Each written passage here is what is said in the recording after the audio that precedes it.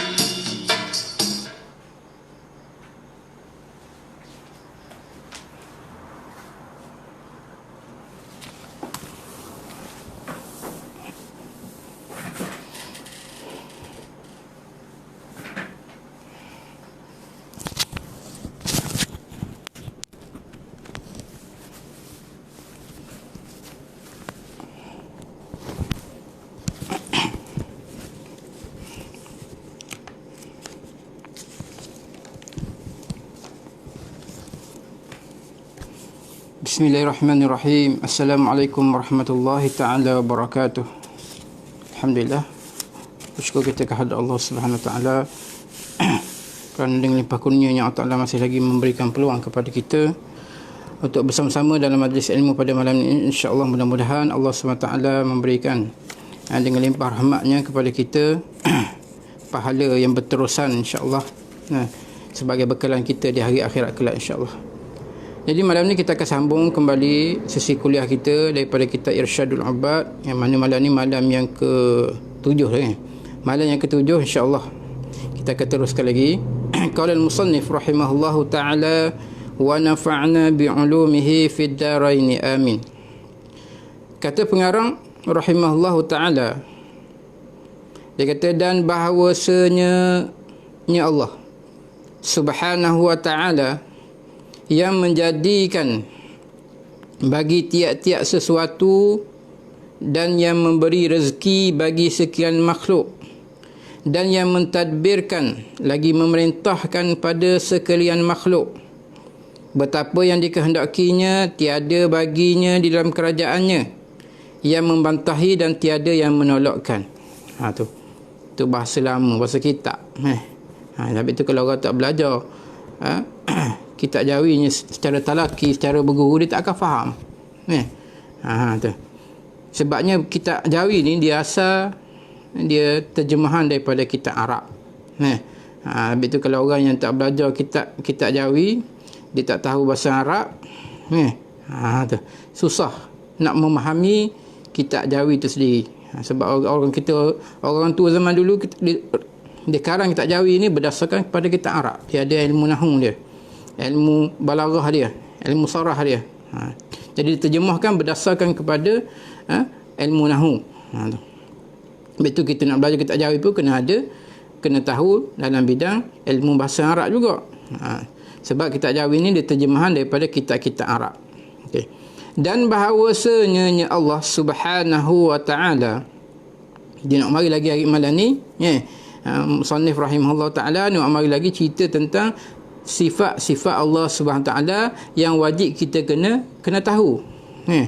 Dan bahawasanya Allah Subhanahu wa taala yang menjadikan bagi tiap-tiap suatu semua apa yang ada di atas muka bumi ni, semua yang ada di atas alam ni, sama ada langit, bumi, semua bukit buka, alam manusia, alam jin, alam malaikat, semua hak tu diciptakan, dijadikan oleh Allah Subhanahu wa taala.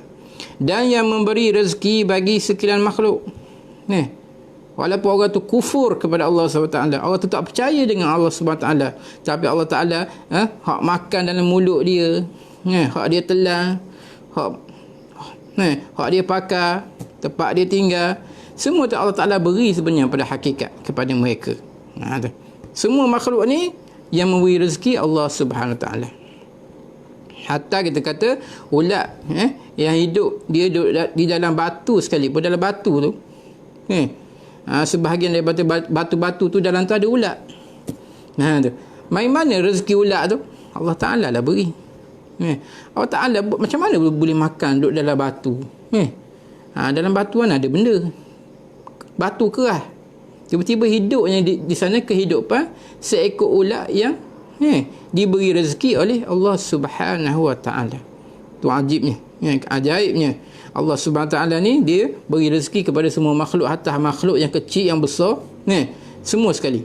Dan yang mentadbirkan dialah tadbir alam ni. Sebagaimana saya bagi tahu semalam planet-planet galaksi ni, cakrawala ni tak belaga, tak bertembung di antara satu sama lain. Siapa dia yang mengkontrol, yang mengawal ni? Allah Subhanahu wa taala. Tu hak dia planet-planet tu atas bumi ni. Tu. Atas bumi ni dengan kehidupan manusia, kehidupan haiwan, tumbuh-tumbuhan, siapa dia yang mengkontrol semuanya, mentadbir semuanya? Allah Subhanahu wa taala. Tu. Lagi memerintahkan pada sekalian makhluk, dialah juga memerintah. Yang memerintahkan makhluk ni semua Allah di bawah titah perintah Allah Subhanahu wa taala.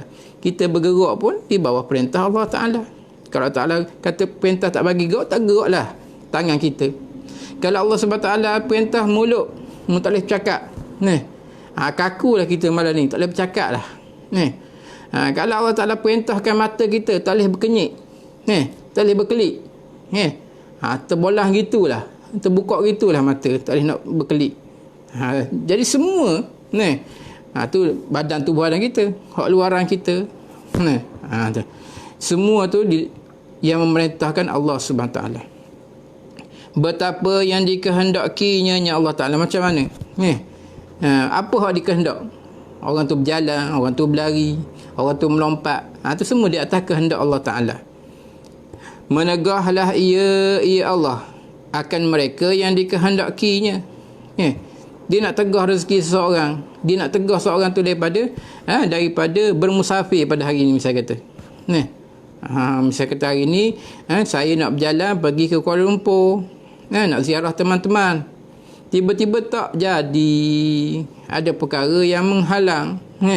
Ada perkara yang menyebabkan dia tak boleh nak pergi. Siapa dia yang menghalang dia, menegahkan dia daripada pergi ke Kuala Lumpur untuk bermusafir? Allah Subhanahu wa taala. Hari ni nak sangat makan buah durian, musim durian nak sangat makan buah durian sebab dia ni hantu durian. Pantang jumpa buah durian. Tu. Tiba-tiba durian depan mata dia, nak makan tak boleh sebab benda. Orang kata kena gauk. Gauk ni tak boleh makan buah durian, je kedak tahulah. Kalau saya makan je. Tu. Tak boleh makan buah durian walaupun duduk depan mata. Hati nak sangat. Siapa dia menegahkan dia daripada makan? Allah Subhanahu wa taala. Menegah ia akan mereka yang dikehendakinya dan diampunkan bagi mereka yang dikehendaki. Siapa dia Allah Taala nak ampun, Allah Taala ampun. Allah Taala nak maafkan dosa dia. Allah Ta'ala nak ampunkan dosa dia. Siapa-siapa Allah Ta'ala kehendak, Allah Ta'ala ampun. Yaghfiru liman yasha wa yu'azzibu man yasha. Allah Ta'ala boleh mengampunkan siapa yang dia kehendak, dan juga dia boleh menyeksakan, mengazabkan siapa yang dia kehendak. Diampunkan bagi mereka yang dikehendakinya ya Allah, dan diseksakan mereka yang dikehendakinya Allah. Siapa dia nak seksa, dia seksa. Siapa dia nak ampunkan, nak masukkan dalam syurga, dia ampunkan, masuk dalam syurga. Tapi tu ramai umat Nabi Muhammad sallallahu alaihi wasallam di hari akhirat kelak boleh masuk syurga tanpa hisap. Sebab apa diampunkan dosa-dosa Allah semua sekali? Sebab benda banyak sebab-sebab dia. Ada sebahagian Allah Ta'ala tak ampunkan dosa dia. Bila tak ampunkan dosa, kena azab dulu dalam api neraka. Na'udzubillah min zalik. Jadi kita minta Allah Subhanahu Wa Ta'ala menjadikan kita tergolong orang yang dimasukkan ke dalam syurga tanpa hisab, dan tidak sekali-kali diseksakan ke dalam api neraka Allah Subhanahu Wa Ta'ala, insya-Allah. Amin. Tiada ditanyakan. Jadi siapa dia Allah Ta'ala kehendak dia nak azab. Siapa dia kehendak Allah Ta'ala nak ampun, Allah Ta'ala ampun. Tiada ditanyakan daripada barang yang ia Allah perbuat. Dan mereka lah, yakni padahal mereka lah ditanyakan segala perbuatan mereka. La yus'alu amma yaf'alu wa hum yus'alun. Setiap apa yang Allah Ta'ala perbuat, setiap apa yang Allah Ta'ala lakukan, setiap apa yang Allah Ta'ala takdirkan di atas muka bumi, di alam buana ni, tidak seorang pun boleh mempersoalkan. Sebab dia adalah hak mutlak bagi Allah Subhanahu Wa Ta'ala. Dia nak mematikan seseorang, dia nak menghidupkan seseorang, dia nak menjadikan seorang tu seorang yang sakit, dia nak mengkayakan seorang, dia nak memiskinkan seorang, dia nak naikkan pangkat seorang, dia nak jadikan seorang tu hina. Setiap apa perbuatan Allah Subhanahu Wa Ta'ala tidak boleh dipersoalkan, sebab itu adalah hak mutlak bagi Allah Subhanahu Wa Ta'ala. La yus'alu amma yaf'alu wa hum yus'alun. Bahkan mereka lah akan dipersoalkan. Bila? Di akhirat kelak. Aku beri harta kepadamu, benda membuat dengan harta. Aku beri anak bini kepada kamu, amanah. Benda membuat dengan anak bini, mendidik tak dia dengan ajaran agama Islam, ataupun mendidik dia dengan budaya orang kafir, budaya Yahudi, budaya Nasrani. Kecil-kecil lagi ajar berjoget, kecil-kecil lagi ajar menyanyi, bintang kecil, orang tua agak bintang bergemerlapan, tu macam-macam lah ni. Tu. Jadi kita lah yang akan dipersoalkan oleh Allah Subhanahu Wa Ta'ala nikmat-nikmat yang Allah Ta'ala beri, rezeki-rezeki yang Allah Ta'ala beri kita di atas muka bumi. Kita akan bersoal. Hatta baju kita, pakaian kita, apa yang kita makan, apa yang kita minum, adakah daripada benda yang halal ataupun benda yang haram, semua tu akan dipersoalkan. Tapi apa yang Allah Ta'ala buat, tak ada seorang pun boleh mempersoalkan. Itu sebab itu adalah hak mutlak Allah Subhanahu Wa Ta'ala. Dan bahawasanya Allah Ta'ala amat teguh di dalam perbuatannya. Amat teguh, yakni amat tegas. Teguh dan juga tegas. Apa yang dia buat, dia buat. Tak ada seorang pun boleh bantah. Lagi adil. Lagi adil pada hukumnya Allah. Lagi Allah Ta'ala ni, setiap apa yang dia qada, setiap apa yang dia hukum, setiap apa yang dia takdirkan itu adalah adil. Tiada tasawur. Sebabnya Allah Ta'ala ni dia bersifat dengan adil. Al-adlu tu adalah pakaian Allah SWT, sifat Allah SWT. Tiada tasawur daripadanya Allah itu zalim. Tiada tasawur, maksudnya tiada tergambar. Tak tergambarlah, tak tergambar daripadanya Allah itu zalim. Allah Ta'ala tidak zalim sekali-kali, dan aniaya, tak aniaya sekali-kali, dan tiada wajib atasnya Allah bagi seseorang hak. Okey, sekarang kita kata Allah Subhanahu Ta'ala ni dia adil, tak zalim. Dia ciptakan seorang manusia. Dia ciptakan seorang manusia, kemudian ditakdirkan seorang manusia itu menjadi seorang yang kafir. Ditakdirkan seorang manusia itu seorang yang jadi manusia yang jahat, melakukan perzinaan, melakukan perkara-perkara yang Allah larang, Lebih-lebih lagi orang yang kufur kepada Allah Subhanahu Taala, tidak percaya dengan Allah Subhanahu Taala. Bila orang ni zalim, bila orang ni kafir, bila orang ni fasik, bila orang ni munafik, lalu Allah Taala di akhirat kelak campurkan dia ke dalam neraka. Tak ke zalim macam tu? Pada pandangan kita. Zalim lah. Allah Taala cipta dia, lepas tu Allah Taala takdirkan dia jadi orang jahat, orang kafir. Kemudian di akhirat Allah Taala lempar dalam neraka. Adil ke macam tu? Sebabnya yang buat tu Allah Ta'ala. Yang jadikan dia tu orang kafir, yang jadikan dia tu, yang takdirkan dia tu jadi orang jahat, Allah Subhanahu Ta'ala. Lepas tu tiba-tiba Allah Ta'ala campur dalam neraka. Tu. Okey, kita lihat. Diri kita ni milik siapa sebenarnya? Milik siapa sebenarnya? Ni apa panggil persoalan-persoalan yang dimainkan oleh orang orientalis. Tu orientalis. Ataupun kita panggil sekarang ni orang-orang yang nak menyelewengkan akidah kita. Tuhan kata Tuhan ni tak zalim ke buat gitu? Tu jadikan kita, ciptakan kita, jadikan kita orang jahat, dia juga yang cipta, yang jadikan perbuatan jahat, perbuatan kafir. Tiba-tiba akhirat dia masukkan kita ke dalam neraka. Tak zalim ke Allah? Tak. Sebab apa tak? Sebab ni kita ni sendiri adalah milik Allah Subhanahu Wa Taala. Ikut dia lah nak buat guna pun. Nak masukkan kita dalam syurga ke? Nak masuk kita dalam neraka ke? Nak masukkan kita, jadikan kita sebagai tanah ke? Sebagaimana di akhir-akhir kelak, Allah Ta'ala bangkitkan semua binatang-binatang, haiwan-haiwan. Dan Allah Ta'ala hukumkan mana yang pernah atas dunia tu menanduk. Binatang yang ada tanduk, menanduk binatang yang tak ada tanduk. Hari ni, binatang yang ada tanduk tu, tanduk semula binatang yang pernah tanduk kamu dulu. Setelah Allah Ta'ala hukumlah ke haiwan-haiwan, Allah Ta'ala kata apa? Jadilah kamu tanah. Jadilah tanah. Tu. Bawa kapal tengok, gaul kepala dia kata. Ya laitani kuntu turaba. Tu. Wahai, mudah-mudahanlah aku ni jadi tanah macam sebagaimana binatang-binatang tu esok.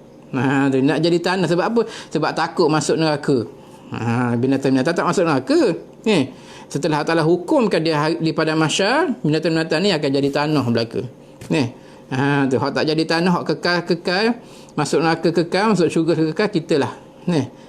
Tu manusia jin. Tu. Jadi manusia jin ni tak akan binasa di hari kiamat esok. Kita akan, orang yang mana duduk dalam syurga selama-lamanya. Kalau duduk dalam neraka, nerakalah selama-lamanya. Jadi nak kata apa? Nak kata ada sebahagian Allah Ta'ala musnahkan. Jadi tak zalim ke Allah Ta'ala jadikan makhluk ni masuk dalam neraka, dia yang cipta, dia yang jadikan orang tu jahat, orang kafir, kemudian masukkan dalam neraka. Tak, sebab kita ni adalah milik mutlak bagi Allah Subhanahu Wa Ta'ala. Kita ni milik Allah sebenarnya. Ikut Allah Ta'ala nak buat guna pada kita. Sebab itulah kita minta kepada Allah Subhanahu Wa Ta'ala, janganlah jadi kita ni termasuk dalam hamba-hamba yang kafir, hamba-hamba yang zalim diri sendiri, hamba-hamba yang masuk ke dalam neraka Allah Subhanahu Wa Ta'ala di hari akhirat kelak. Na'udzubillah. Kita minta, kita berdoa. Kalau kita ni tersurat golongan orang yang termasuk golongan orang yang ahli maksiat, ahli fasik, munafik, tu orang yang lebih lagi na'udzubillah, orang yang kafir, kita minta Allah Ta'ala jangan hapuskan kita ni tersenarai daripada golongan-golongan yang Allah Ta'ala murka, dan kita minta dengan Allah Subhanahu Ta'ala jadikan kita ni orang yang dimasukkan di dalam rahmat Allah Subhanahu Ta'ala. Sebab kita ni siapa-siapa pun, hatta orang alim sekali pun, kalau kita tengok kitab tafsir tentang kisah Barsisa dia panggil, seorang yang alim tapi diselewengkan oleh syaitan, akhirnya jadi kafir. Na'udzubillah. Kalau kita tengok dan kita tafsir lagi kisah Bal'am ibnu Ba'ura di zaman Nabi Musa alaihissalam, seorang yang alim. Tu setiap apa yang dia doa makbul Allah Ta'ala. Allah Ta'ala makbulkan doa dia, tapi dengan sebab harta dunia dia terseleweng. Tu mati dalam keadaan kafir. Na'udzubillah min zalik. Orang-orang alim, hatta iblis sendiri pun dia adalah guru bagi para malaikat. Iblis tu dia orang alim tu. Tu ibadat kuat dulu. Di atas langit tu. Dia daripada golongan jin, tapi dia boleh duduk bersama-sama dengan malaikat, bahkan jadi guru para malaikat dengan sebab kehebatan dia, kealiman dia, kewarakan dia, ibadat dia. Tapi Allah Ta'ala kata masuk neraka sebab dia takabur, tidak mengikut perintah Allah Ta'ala, suruh hormat kepada Nabi Adam AS. Jadi nak kata apa sini? Nak katanya kita ni di bawah perintah Allah Subhanahu Taala. Jadi kita doa mudah-mudahan kita tak termasuk dalam golongan yang Allah Taala murka. Mudah-mudahan kita termasuk dalam golongan orang-orang yang dirahmati oleh Allah Subhanahu Taala. Amin. Adil Allah Taala pada hukumnya. Tiada tasawur daripadanya Allah itu zalim dan aniaya, dan tiada wajib atasnya Allah bagi seorang pun satu hak. Okay. Kita nak minta hak kita dengan Allah Taala. Sekarang kan orang nak serba kebebasan. Nak bebas. Laki dengan perempuan nak sama. Tu. Kalau laki boleh kahwin 4, orang perempuan pun nak kahwin 4 juga. Kenapa harta pusaka laki perempuan kalau adik-beradik laki-laki satu perempuan satu bahagian daripada laki-laki. Laki-laki kena 2 bahagian. Tu. Kenapa? Kami nak sama. Tu. Nak kebebasan, nak persamaan, nak hak dia. Tuntut hak. Last sekali macam-macam jadi. Nak bebas. Nak telanjang bogel pun boleh jadi. Tu. Kebebasan ikut orang lah. Nak tutup aurat ke tak nak tutup aurat. Nak jadi macam binatang ke. Nak kahwin sama lelaki, nak kahwin sama perempuan. Na'udzubillah min zalik. Tu. Tuntutan, hak-hak dia minta. Sedangkan Allah Subhanahu Taala tidak ada hak seorang pun boleh minta dengan Allah Taala apa yang dia nak. Sebab Allah Taala yang berhak kepada semua alam ni. Kita ni sendiri di dalam milik Allah Subhanahu Taala. Dan jikalau bahawasanya Allah Subhanahu wa Taala membinasakan segala makhluknya Allah dalam sekejap mata, nescaya tiada ada dengan demikian itu aniaya atas mereka itu, dan tiada zalim bagi mereka itu. Dia kata, dan jikalau bahawasanya Allah Ta'ala nak membinasakan segala makhluknya Allah dalam sekejap mata, Allah Ta'ala nak ranapkan semua alam ni, langit, bumi, bukit, bintang, semua ni. Tu. Semua Allah Ta'ala nak ranap, nak binasakan dalam sekaligus, dalam sekelip mata je. Tiada ada dengan demikian itu, demikian membinasakan tadi aniaya atas mereka. Tak aniaya. Ikut dia lah. Dia nak musnah ke? Dia nak mati belaka ke? Dia nak hidup belaka? Sebab hak milik dia belaka. Tiada aniaya dan tiada zalim bagi mereka itu. Bukan zalim. Sebab mereka tu makhluk ni adalah milik Allah Ta'ala. Ikut dia lah nak buat guna-guna pun. Maka bahawasanya mereka itu segala makhluk miliknya Allah dan hambanya Allah. Kita ni hanyalah hak milik Allah SWT. Ikut dia lah nak buat guna. Cuma kita berdoa je, tak nak jadi orang termasuk dalam golongan yang Allah Ta'ala murka.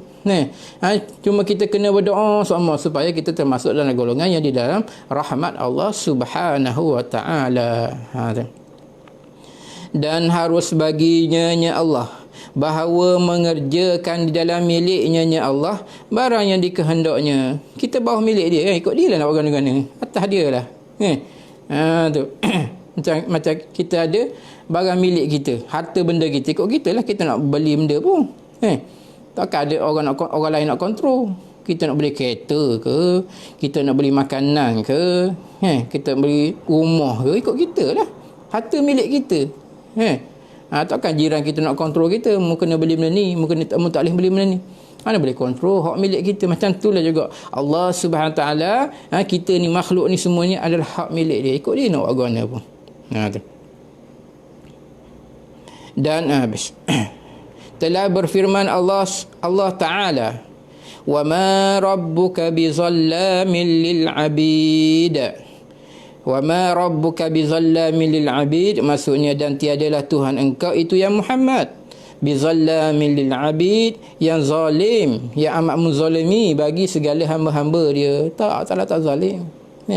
Dia buat dia bidang kuasa dia. Dia mempunyai milik mutlak. Kita semua ni adalah milik mutlak dia. Ikut dia lah nak guna. Dan diberi pahala akan hamba-Nya Allah atas mengerjakan taat itu semata-mata kurnia-Nya Allah dan kemurahan-Nya Allah. Allah Ta'ala beri pahala, beri pahala kepada kita hamba dia ni atas mengerjakan taat. Kita sembahyang, kita puasa, kita mengerjakan haji, kita mengeluarkan zakat, kita baca Quran, kita berzikir, kita berwirid, kita buat amalan-amalan kebaikan yang Allah Ta'ala perintah. Adakah Allah Ta'ala beri pahala? Beri. Dia beri pahala akan hamba sebab benda atas mengerjakan taat semata-mata kurniaannya Allah. Sebab bukan wajib pun, boleh je kita, Allah Ta'ala perintahkan kita semayang, puasa, zakat aja, tapi Allah Ta'ala tak beri pahala, boleh tak? Boleh, harus. Boleh sangat Allah Ta'ala nak beri, tak beri pahala kepada kita. Kita buat amal, tu. Kalau kita buat amal, kita semayang, puasa, Allah Ta'ala tak beri pahala, boleh, ikut dia. Dia tak beri pun tak apa, dia beri pun itu adalah kurniaan dia. Tapi Allah Ta'ala dah janji, setiap amalan anak Adam ni, yang amalan yang soleh, Allah Ta'ala berikan ganjaran pahala. Allah Ta'ala akan berikan ganjaran syurga. Innal ladzina amanu wa amilus salihat lahum jannatun tajri min tahtiha al-anhar. Bahawasanya orang yang beriman kemudian beramal soleh, bagi mereka itulah, untuk mereka itulah syurga. Allah Ta'ala janji. Bila Allah Ta'ala janji, innallaha la yukhliful mi'ad, bahawa sesungguhnya Allah Ta'ala itu tidak memungkiri janji. Tu. Jadi asalnya pahala Allah Ta'ala nak beri pada setiap hamba yang beramal ni adalah harus. Boleh dia beri, boleh dia tak beri. Dia beri itu adalah kurniaan dia. Macam beri hadiah lah kepada kita. Kita buat amalan, Allah Ta'ala beri hadiah, beri pahala. Itu kurniaan daripada Allah Subhanahu Wa Ta'ala. Dan kemurahannya Allah Ta'ala, kemurahan dia. Dan diseksakan mereka itu hamba atas maksiat, itu hikmahnya Allah dan adilnya Allah. Setiap hamba yang melakukan maksiat kepada Allah Ta'ala, Allah Ta'ala seksa dia. Tu. Di hari akhirat kelak Allah Ta'ala menyeksa dia dalam neraka. Orang tinggal semayang, orang yang tinggal puasa, orang yang tak mengeluarkan zakat, orang yang tak pergi haji sedangkan dia mampu, orang yang tak menutup aurat. Tu. Jadi setiap apa yang Allah Ta'ala suruh dia tak buat, maka orang ni ahli maksiat. Ahli maksiat ni Allah Ta'ala seksa dia. Sebab apa Allah Ta'ala seksa? Sebab Allah Ta'ala seksa dengan hikmah dia, hukum dia, ikut dia lah, dan keadilan dia. Bukan zalim. Allah Ta'ala dah suruh, Allah Ta'ala dah perintah, tiba-tiba hamba dia tak buat. Macam mak ayah kita, dia suruh kita buat benda tu, kita buat tak tahu je. Dia suruh kita buat benda ni, kita buat tak tahu je. Tu. Hak mak ayah dia boleh rotan kepada anak-anak dia. Kalau siapa umur lah. Kalau siapa umur 9 tahun, Nabi suruh rotan 10 tahun. 10 tahun Nabi tak mengerjakan sembahyang, demikian juga puasa, benda-benda yang fardu. Nabi beri lesen kepada setiap orang Islam, boleh merotan anak, tapi janganlah rotan sampai patah, sampai luka. Rotan nak ta'adduban dia panggil, nak mengajar adab kepada anak-anak. Tu. Jadi nak katanya mak ayah ada hak, boleh seksa, boleh denda anak-anak dia. Tu. Tapi jangan lebih-lebih lah. Apatah lagi Allah Subhanahu Wa Ta'ala yang mempunyai hak yang mutlak kepada kita. Tu. Dia suruh kita buat benda ni, dia suruh perintah kepada kita, dia buat larangan kepada kita jangan buat, kita buat juga. Hak dia suruh kita tinggal, hak dia larang kita buat. Maka dia ada hak untuk menyeksakan kita. Tu keadilan dia, bukan zalim. Dan bahawasanya taatnya, apa maksud taat? Okey, tadi dia kata setiap hamba yang melakukan ketaatan, Allah Ta'ala akan beri pahala kepada dia, kepada hamba tadi, dengan kurniaan dan kemurahan Allah Subhanahu Wa Ta'ala. Setiap hamba yang melakukan maksiat, Allah Ta'ala akan seksa dia, dengan hikmah dia dan dengan keadilan dia. Okey, sekarang kita nak tahu benda ke taat ni. Dan bahawasanya taatnya hamba. Apa maksud taat? yakni taat menjunjungkan segala titahnya Allah dan menjauhkan segala yang ditegahnya Allah, itu wajib atas segala hamba. Taat kepada Allah Subhanahu Wa Taala ni maksud dia kita junjung, kita buat, kita rasa benda tu benda besar, amanah. Menjunjungkan segala titahnya Allah, perintah. Titah ni titah perintah Allah Taala. Allah Taala suruh aqimus salah, kerjakan sembahyang. Atuz zakah, utuz zakah, tunaikan zakat.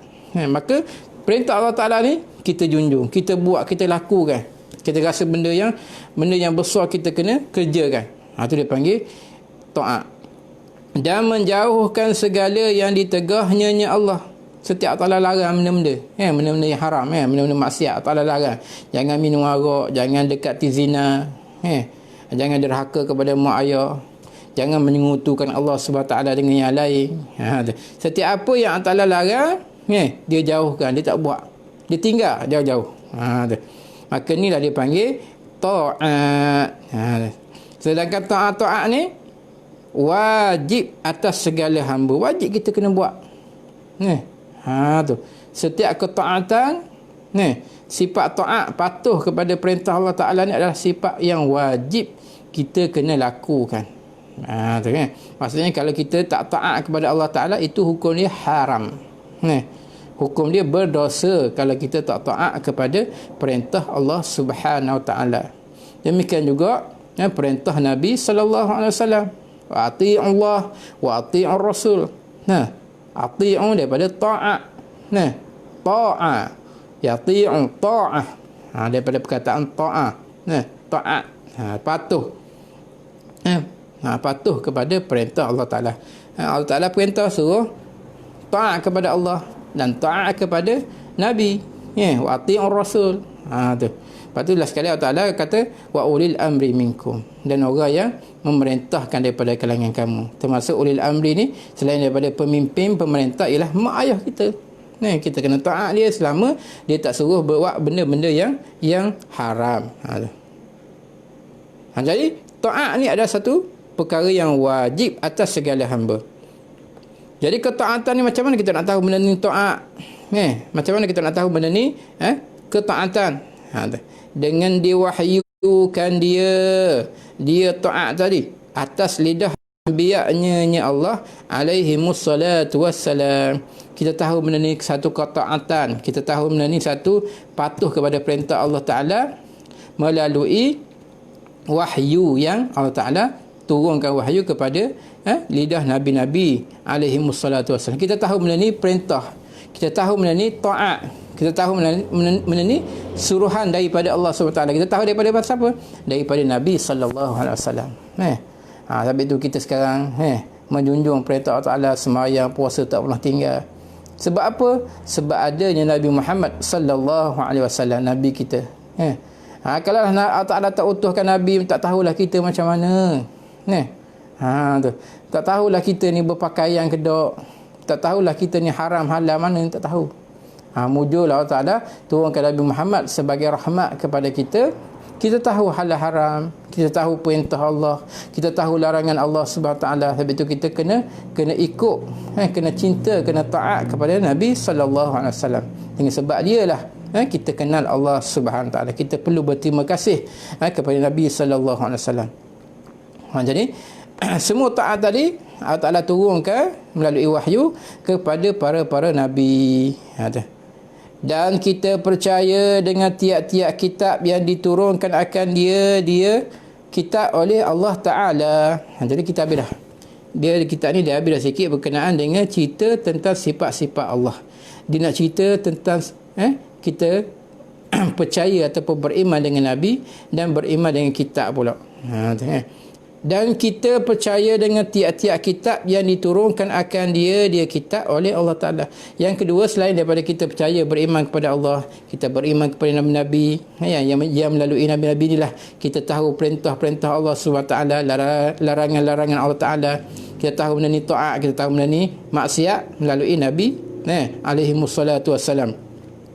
Kemudian melalui Nabi juga Allah Ta'ala turunkan kitab-kitab dia sebagai panduan, pedoman kepada kita. Bukan dengan Allah Ta'ala utuskan Nabi tak padang lagi. Allah Ta'ala turunkan pula kitab-kitab sebagai pedoman kita. Macam kita umat Nabi Muhammad sallallahu alaihi wasallam, kita ada kitab Al-Quran sebagai panduan kita sampai ke hari kiamat, berkekalan sampai ke hari kiamat. Dan kita percaya juga dulu Allah Ta'ala turunkan kitab-kitab dan suhuf-suhuf kepada Nabi-Nabi dan Rasul-Rasul sebelum Nabi Muhammad sallallahu alaihi wasallam. Tapi bila diutuskan Nabi Muhammad sallallahu alaihi wasallam, kitab-kitab terdahulu telah dinasahkan, dibatalkan, hukum hakam dia. Hak kena gunanya Quran je, sebab Quran ni lebih relevan. Quran ni lebih sesuai sepanjang zaman sampai ke hari kiamat. Jadi kita percaya alhamdulillah adanya Allah Taala turunkan juga kitab Al-Quran kepada kita sebagai pedoman kita. Kalau dah tak ada Quran macam manalah kita. Dan Nabi Muhammad sallallahu alaihi wasallam dah wafat dah 1400 tahun dah, lama dah. Mujurlah kita ada Al-Quran. Al-Quran tak padan lagi dengan hadis Nabi. Nak faham Quran, nak faham hadis tak padan lagi. Kita kena dengar kata-kata ulama yang istinbat, yang ambil hukum daripada Al-Quran dan hadis. Daripada situ dia buat keluar hukum hakam, hukum fiqh, tasawuf, tauhid, sebagaimana kita baca pada malam ni. Jadi inilah semua. Semua ilmu-ilmu tu berasal daripada Al-Quran, berasal daripada kitab yang diturunkan oleh Allah Subhanahu wa taala. Jadi saya setakat tu dulu malam ni insya-Allah. Jadi kita nak kata di sini, inilah perkara-perkara asas dalam akidah kita sebagai umat Islam. Kita kena memahami dan kita kena percaya. Kita kena pegang akidah kita sekuat-kuatnya, supaya kita tak terlerai, tak terlepas daripada pegangan ahli sunnah wal jamaah. Sehari ni kan ramai orang kata kami ahli sunnah wal jamaah, kami berpegang dengan Al-Quran dan sunnah. Tetapi pegangannya sebenarnya tidak selari dengan Al-Quran dengan sunnah. Dengan sebab diselewengkan akidah dia dengan berbagai-bagai fahaman. Macam baru sebelum ni lah saya cakap, fahaman mutasyabihah, menyerupakan Allah dengan makhluk. Pegangan-pegangan yang tak betul. Tu nampak sikit Allah Ta'ala semasa zikir lah, warna putih kilat, Tuhan lah tu. Salah tu. Sebab itu kita kena belajar ilmu tauhid. Jadi kita jangan ibadah tu okey, teruskan. Di samping kita beribadah, kita kena belajar ilmu-ilmu akidah. Kita kena belajar ilmu tauhid untuk membetulkan zahir kita, semayang. Dan kita belajar ilmu tauhid untuk membetulkan akidah kita. Di samping kita belajar ilmu tasawuf adalah untuk membetulkan hati kita. Ni dipanggil tiga. Tiga ilmu ni dia bagi tiga serangkai. Tiga serangkai ilmu ni wajib kita kena belajar. Jangan kita duk belajar Al-Quran, belajar tafsir saja. Fiqh tak nak belajar. Belajar hadis saja. Bukan main belajar kitab hadis. Sahih Bukhari, Sahih Muslim. Tapi fiqh tak tahu mana. Ilmu akidah tak tahu mana. Tasawuf tak tahu mana. Dalam hati tu macam-macam sifat ada. Sifat mazmumah. Dengki, takabur, ujub, riya, ada belaka. Dah dia tak tahu benda tu, sifat-sifat mazmumah tu menyebabkan pahala-pahala dia tidak diterima. Pahala-pahala dia dikikis oleh amalan-amalan ataupun sifat-sifat tersebut. Ibadah dia tidak berpahala. Habis tu kita kena ingat tiga ilmu asas ni, tiga ilmu serangkai ni wajib kita kena dahulukan, iaitu ilmu fiqh, ilmu usuluddin, ilmu fiqh dan ilmu tasawuf. Kena ingat ilmu usuluddin untuk kita membetulkan pegangan kita, akidah kita, prinsip kita. Ilmu fiqh untuk kita membetulkan ibadah zahir kita, dan ilmu tasawuf untuk kita membetulkan hati kita. InsyaAllah kita akan sambung lagi di sesi akan datang dengan kita Irsyadul Ubad. Kat dulu, wallahu subhanahu wa ta'ala alam. Marilah sama-sama kita tutup majlis kita dengan tasbih kafarah dan surah wal asr. Subhanakallahumma bihamdika asyhadu an la ilaha illa anta astaghfiruka wa atubu ilaik. Bismillahirrahmanirrahim. Wal 'asr innal insana lafi khusr illa alladhina amanu wa 'amilus solihat wa tawasaw bil haqq wa tawasaw bis sabr. Assalamualaikum warahmatullahi taala wabarakatuh.